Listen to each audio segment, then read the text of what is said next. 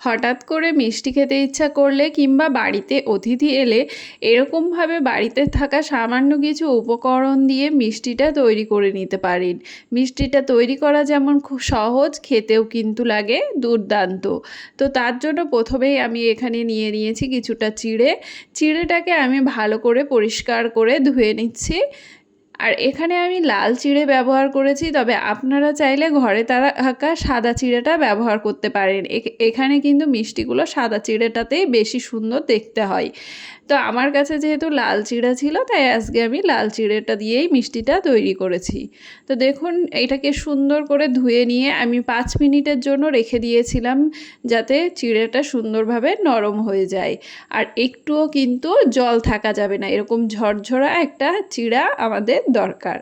এবার চিড়াটা আমার সুন্দর নরম হয়ে গেছে আর একদম ঝরঝরাও আছে। এবার এর মধ্যে আমি দিয়ে দিচ্ছি কিছুটা এলাচ গুঁড়ো, আর নিয়ে নিয়েছি বেশ খানিকটা গুঁড়ো দুধ। গুঁড়ো দুধটা যত বেশি দেবেন এটা কিন্তু খেতে তত বেশি ভালো লাগবে।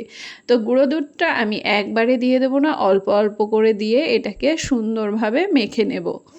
তো খুব সুন্দরভাবে এভাবে চটকে চটকে এটাকে মেখে নিতে হবে। আর আপনারা চাইলে আবার এরকমভাবে না মেখে আপনারা কিন্তু কাজের সুবিধার্থে চিড়েটাকে মিক্সি জারে দিয়ে এটাকে পেস্ট করে নিতে পারেন। তবে একটুও কিন্তু জল ব্যবহার করা যাবে না, এইভাবে শুকনো শুকনোই কিন্তু পেস্টটা তৈরি করে নিতে হবে। তো হাত দিয়ে আমি খুব সুন্দরভাবে চটকে এটাকে মেখে নিয়েছি, যাতে চিড়ের একটাও দানা না থাকে। এবার আমি সামান্য একটু ঘি দিয়ে এটাকে আরেকটু মেখে নেব। ঘিটা দেওয়ার ফলে এটা কিন্তু আর হাতে লেগে যাবে না, কিংবা পাত্রেও কিন্তু আর চিপকে লেগে থাকবে না। তো দেখুন, এরকম সুন্দরভাবে এটাকে মেখে নিতে হবে। একটা মসৃণ আমরা ডো তৈরি করে নেব। দেখুন, এইভাবে ডোটাকে আমি রেডি করে নিচ্ছি। আমার রেসিপিগুলো আপনাদের কেমন লাগছে অবশ্যই কিন্তু কমেন্ট করে জানাবেন। আর রেসিপি ভালো লাগলে লাইক শেয়ার করে আমার চ্যানেলটিকে সাবস্ক্রাইব করে দেওয়ার অনুরোধ রইল। এবার আমরা চিড়ের ডো থেকে ছোট ছোট করে এরকম লেচি কেটে নেব। লেচি কেটে এরকম হাতের তালুর সাহায্যে গোল করে হালকা একটু চ্যাপ্টা করে শেপ দিয়ে নেব। আপনারা চাইলে আপনাদের পছন্দ অনুযায়ী অন্য কোনো শেপেও কিন্তু এটা তৈরি করে নিতে পারেন। তো এইভাবেই আমি সকল মিষ্টিগুলো তৈরি করে নিচ্ছি। এবার এখানে আমি তেলটাকে খুব ভালোভাবে গরম করে নিয়েছি। খুব ভালো করে তেলটাকে গরম করে মিডিয়াম ফ্লেমে এই মিষ্টিগুলোকে ভেজে নিতে হবে। তো দেখুন, এইভাবে মিডিয়াম ফ্লেমে এগুলোকে ভেজে নেব। এটা ভাজতে কিন্তু খুব বেশি সময় লাগবে না, খুব তাড়াতাড়ি সুন্দরভাবে ভাজা হয়ে যাবে। চিড়ের বড়াগুলোকে আমরা এইভাবে উল্টে পাল্টে লাল লাল করে ভেজে নেব। আর যেহেতু আমরা মিডিয়াম ফ্লেমে এটাকে ভাজছি, তাই এটা ভাজতে কিন্তু খুব বেশি সময় লাগবে না, খুব তাড়াতাড়ি এটা কিন্তু লালচে রং ধরে যাবে। তো উল্টে পাল্টে এভাবে লাল লাল করে এটাকে ভেজে নিতে হবে।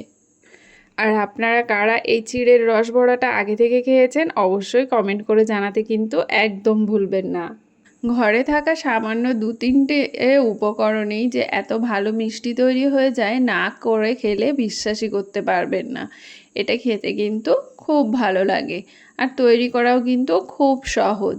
তো দেখুন, এই যে লাল লাল করে আমি সুন্দর করে এগুলোকে ভেজে নিয়েছি। আর দেখুন, একটুও কিন্তু ফেটে বা ভেঙে যায়নি। এটা ভাজা খুব সহজ, এটা ফাটা বা ভাঙার কিন্তু একদম ভয় থাকে না।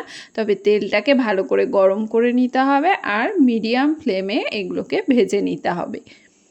এই দেখুন, একটাও ফেটেও যায়নি, ভেঙেও যায়নি। তো লাল লাল করে সমস্ত মিষ্টিগুলো ভেজে আমি নামিয়ে নিলাম। নামিয়ে নিয়ে কড়াইতে দিয়ে দিয়েছি চিনি, আর যতটা চিনি দিয়েছি ততটা পরিমাণ এখানে দিয়ে দিতে হবে জল। আর দিয়ে দেবো ফ্লেভারের জন্য 2 থেকে 3টে এলাচ ফাটিয়ে নিয়ে দিয়ে দিলাম। দিয়ে এবার এটাকে জাল করে নিতে হবে যতক্ষণ না চিনিটা সম্পূর্ণ গলে যাচ্ছে। তো চিনিটা সম্পূর্ণ গলে যাওয়ার পর আর 1 থেকে 2 মিনিট আমরা এটাকে জাল করে নেব। চিনির শিরাটা কিন্তু ঘন করব না, ঘন করলে কিন্তু মিষ্টিগুলোর মধ্যে চিনির শিরাটা ঢুকতে পারবে না। তো একটা পাতলা শিরাই কিন্তু আমাদের চাই। তো 1 থেকে 2 মিনিট জাল করে নিয়ে আমরা আগে থেকে ভেজে রাখা মিষ্টিগুলো এর মধ্যে দিয়ে দেব। মিষ্টিগুলো দিয়ে আবারও 1 থেকে 2 মিনিট আমরা এটাকে জাল করে নেব। জাল করে নিয়ে গ্যাসের ফ্লেম বন্ধ করে এটাকে ঢাকা দিয়ে রেখে দেব। তো ঢাকা দিয়ে রেখে দিয়ে আপনারা কিন্তু 10 মিনিট পরেও খেতে পারেন, তবে এটা খেতে সবথেকে বেশি ভালো লাগে যখন এটাকে সম্পূর্ণরূপে ঠান্ডা হয়ে যায়। ঠান্ডা হওয়ার পর এটা খেতে কিন্তু দারুণ লাগে। আর দেখুন বন্ধুরা, প্রত্যেকটা মিষ্টি কতটা সফট আর রসালো হয়েছে। এই দেখুন, প্রত্যেকটা মিষ্টিই কিন্তু হবে একদম নরম তুলতুলা আর রসে ভরা।